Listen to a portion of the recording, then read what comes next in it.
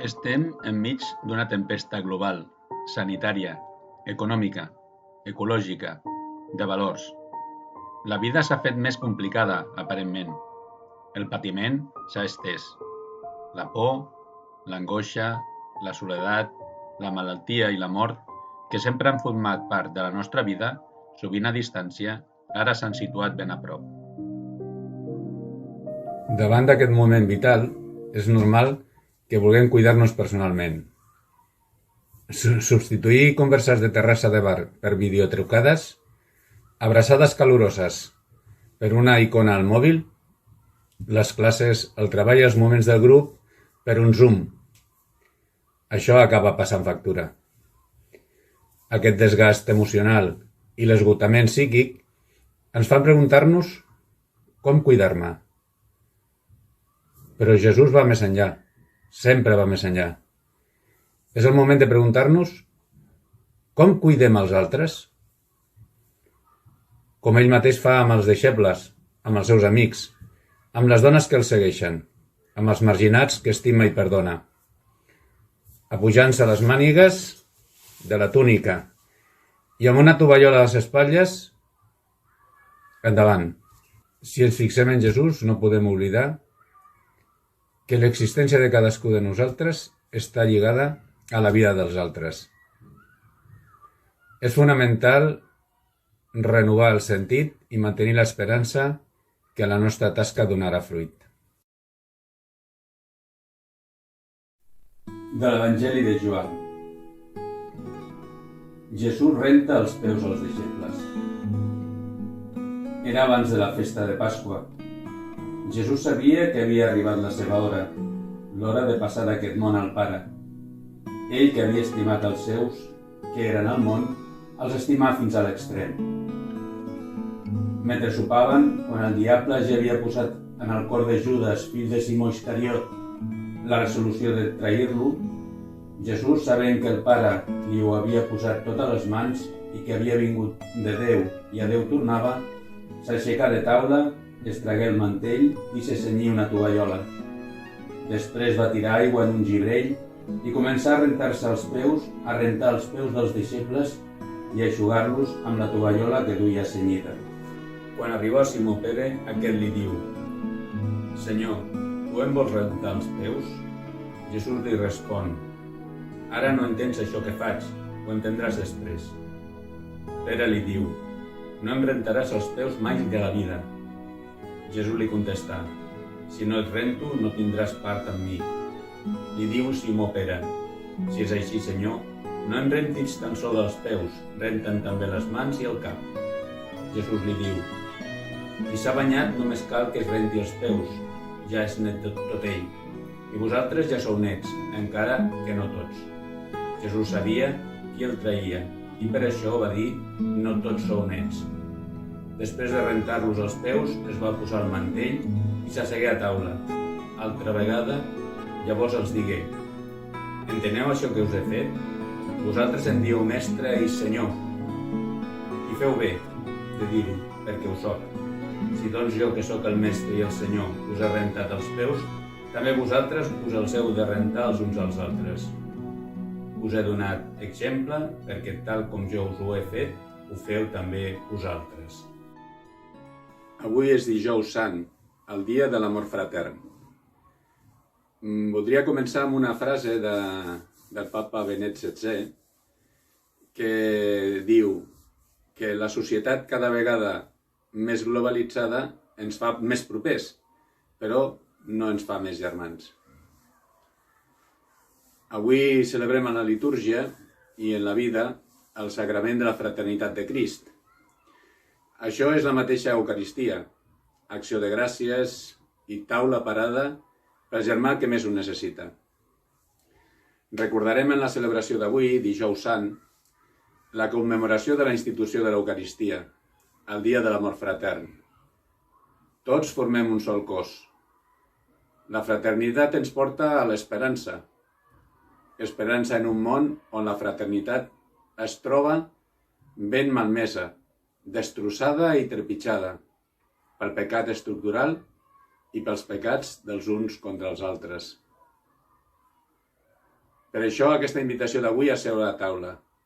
És un gest joiós i és un gest esperançador. Si aprofundim una mica en els símbols eucarístics del dia d'avui, podem pensar que el pa és el símbol de la necessitat i el vi, sens dubte, el de l'alegria. Partir i compartir el pa és el mateix que compartir la necessitat humana i passar la copa de vi comunica l'alegria. Aquests dos símbols es transformen en el Déu amor per nosaltres.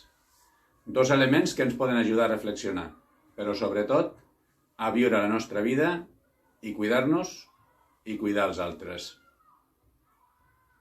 I l'altre element de la celebració d'avui ens porta a pensar que sense servei no hi ha Eucaristia.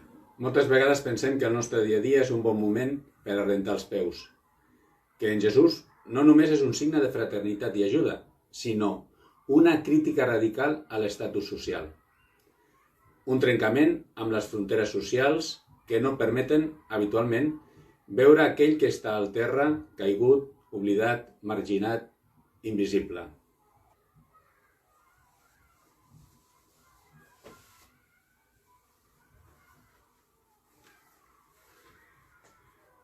El projecte de Jesús queda ben palès al voltant d'aquella taula.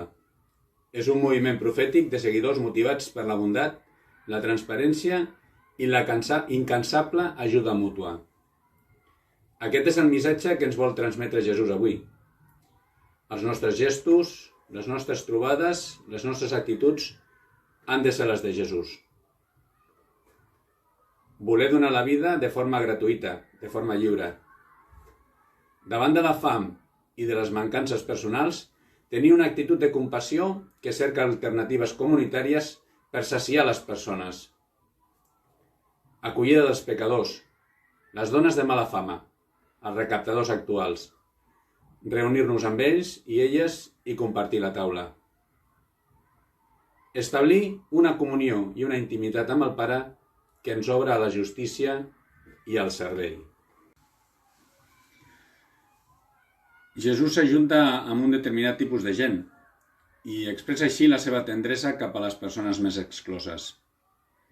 Menjar, casa i hospitalitat són els grans signes del regne. Jesús, convidant-nos a taula, ens recorda que el món és rodó i que no es pot arraconar ningú. Quanta gent hi ha avui dia apartats i arraconats del banquet global i deshumanitzador que és el nostre món. 42.500 persones al dia que es veuen obligades a abandonar el seu país d'origen per causa de guerres, violacions de drets, fam, manca de futur. Les persones excloses del dret d'habitatge que viuen en pobresa energètica, mentre bancs i empreses s'enriqueixen amb la seva exclusió. Dones maltractades i abusades en el seu cos per la violència de gènere, desaparegudes, assassinades. 10.000 infants refugiats desapareguts a les fronteres d'Hongria i Àustria pel negoci de les xarxes d'éssers humans, per treballs domèstics i sexuals. Milers de persones excloses de la igualtat d'oportunitats i dels drets de la salut, del treball, de l'educació. Treballadors en precarietat i aturats de llarga durada.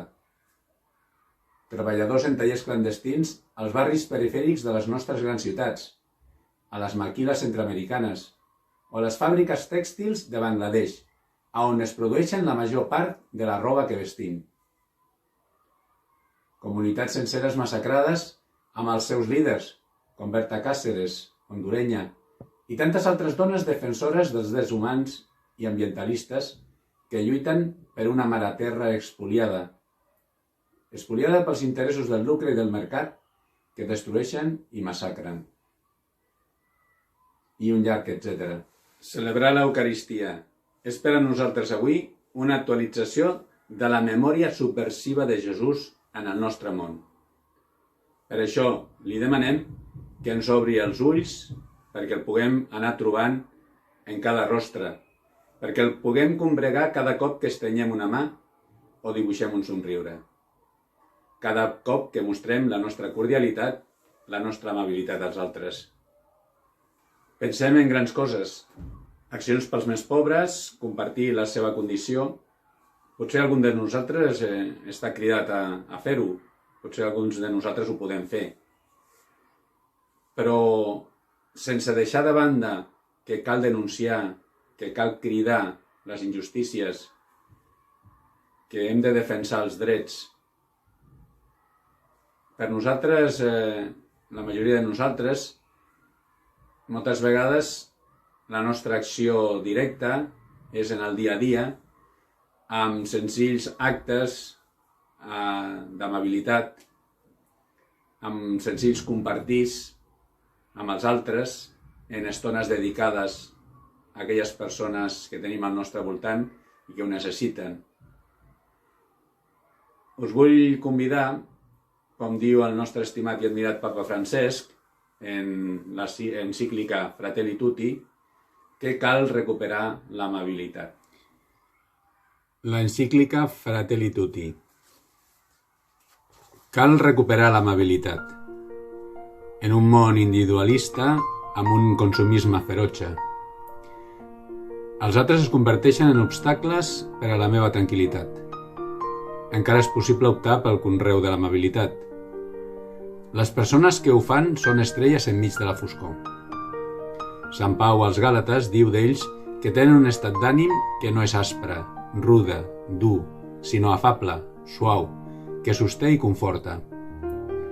Les persones que tenen aquesta qualitat ajuden els altres a fer que l'existència sigui més suportable, perquè es carreguen amb el pes dels seus problemes, urgències i angoixes. És una manera de tractar els altres que es manifesta de diverses maneres, com a amabilitat en el tracte, com una atenció per a no ferir amb paraules o gestos, com un intent d'alleujar el pes dels altres. Implica dir paraules d'encoratjament, que reconforten, que enforteixen, que consolen, que estimulen, en comptes de paraules que humilien, que entristeixen, que irriten o que menyspreen. Avui no sol haver-hi ni temps ni energies disponibles per aturar-se a tractar bé els altres, a dir, si us plau, perdó, gràcies. Però de tant en tant apareix el miracle d'una persona amable, que deixa de banda les seves urgències per prestar atenció, per regalar un somriure, per dir una paraula que estimuli, per possibilitar un espai d'escolta enmig de tanta indiferència. El conreu de l'amabilitat no és pas un detall menor ni una actitud superficial o burgesa. Transfigura profundament l'estil de vida, les relacions socials, la manera de debatre i de confrontar idees. Facilita la recerca de consensos i obre camins en què l'exasperació destrueix tots els ponts. El sentit del dia d'avui pot ser aquest. Fem aquesta memòria subversiva de Jesús i fem un compromís ferm de cridar i denunciar. Un compromís d'acció, compartint la taula i rentant els peus, amb amabilitat, amb tot el nostre cor. Bon camí cap a la Pasqua.